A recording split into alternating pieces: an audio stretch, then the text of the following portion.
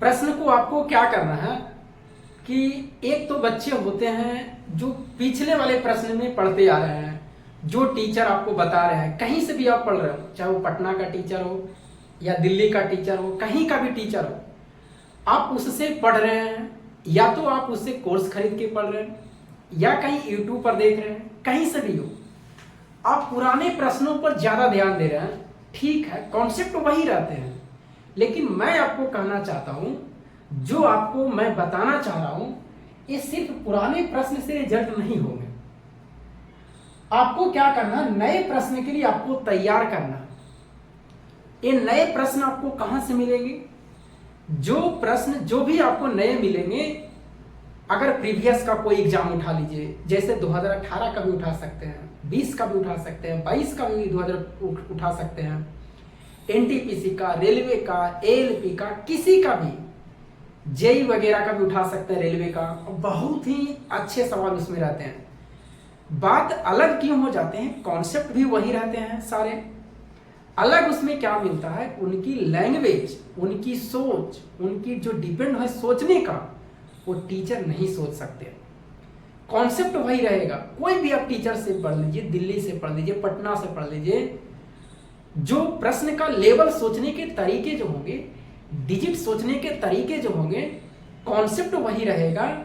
बस आपके उसका लेवल जो प्रश्न का रहेंगे, लैंग्वेज ऐसा कर देगा कि आपको सोचने पे मजबूर कर देगा।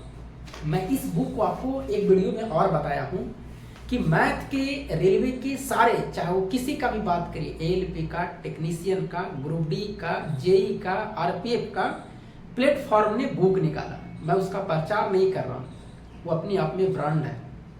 मैं आपको बताना चाह रहा हूं, आपका मैथ कैसे मजबूत होगा।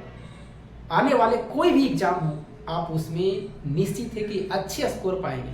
और इतना भी जान लो, आपके पूरे भरोसे होंगे कि मेरा मैथ और रीजनिंग पूरी दम भरोसा आपसे कह सकते हैं कि मेरा ठीक है।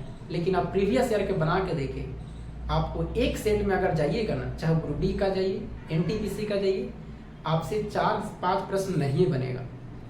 और 4-5 प्रश्न अगर नहीं बन रहा है मैथ रीजनिंग का, कुछ मैथ का, कुछ रीजनिंग का, लगभग 8 प्रश्न ले लीजिए, तो वो एग्जाम आपका क्लियर नहीं होगा।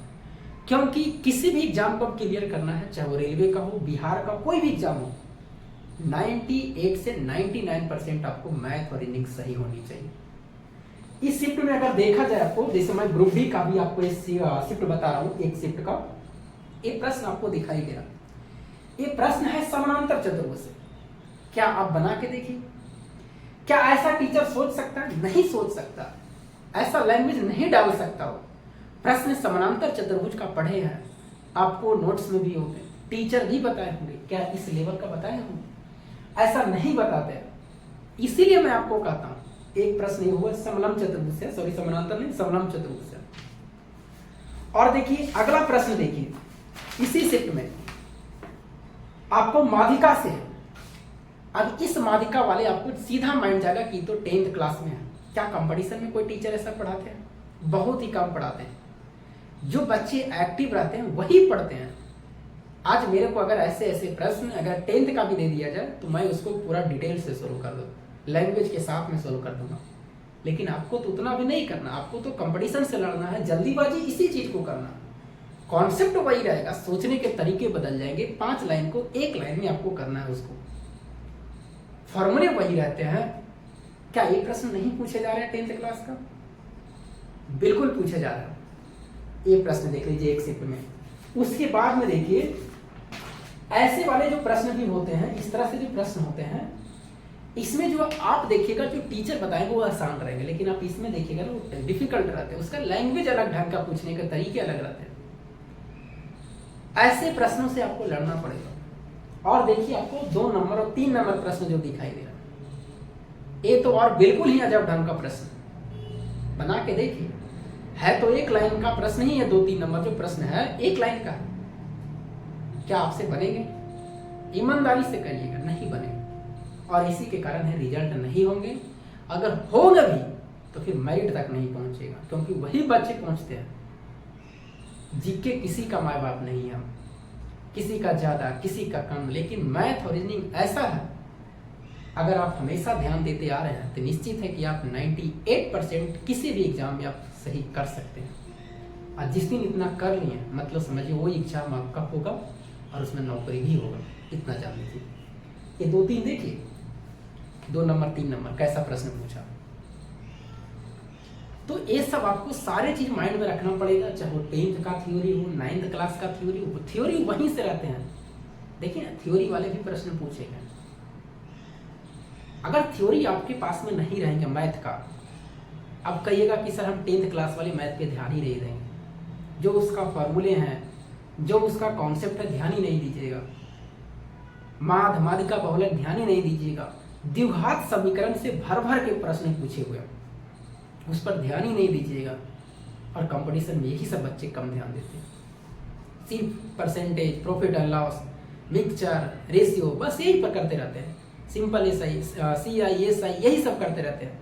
और जो उधर हाइट एंड डिस्टेंस है, द्विघात समीकरण है, माध्य माध्यिका बहुलक, उसको छोड़ देते हैं। प्रोबेबिलिटी है, परमुटेशन कॉम्बिनेशन है, उसको छोड़ देते हैं। और उससे सवाल आया, आज तक तो रेस से देखिएगा, दौड़ से जो प्रश्न पूछता है ना, रेस एक चैप्टर है, बहुत से नहीं पढ़ते हैं।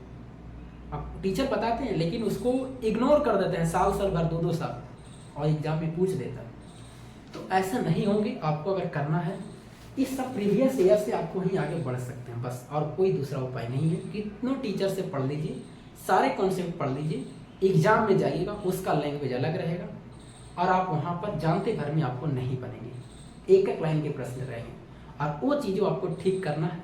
प्रीवियस ईयर का कोई भी बुक उठा लीजिए, मैं नहीं कहता हूँ कि आप इसी का उठाइए, जहाँ से आपको मिल जाए। रेलवे का सारे इसमें सारे हैं, मैं इसलिए बता रहा हूँ, इसमें आरपीएफ का सबका इस बुक के रखिए। मैं इसी बुक से भी लोड भी करूँगा वीडियो, वहाँ भी देख सकते हैं प्रश्न को, सोल्यूशन भी इसमें है। बस मेरा यही रहेगा कि थोड़ा सा शॉर्ट तरीके से बताना है, बस कि शॉर्ट हो जाए आपको। जो इसमें लंबा दिया हुआ, बहुत सारे लंबे लंबे हैं, तो उतना नहीं, हम लोग को शॉर्ट करना। इतना बात को आप ध्यान में रखिए, तभी आपका रिजल्ट होगा। और मैं अगले दिन से वीडियो लोड करूँगा, मेरे पास मोबाइल नहीं था, आप लोग जान ही रहे हो। तो ये आपको कैसा लगा, मेरा जो सजेशन है आपको जो बता रहा हूँ, कैसा लगा कमेंट करके बताइएगा। क्या मैं गलत बोल रहा हूँ या सही बोल रहा हूँ। फिर मिलूंगा अगले वीडियो, तब तक के लिए जय हिंद।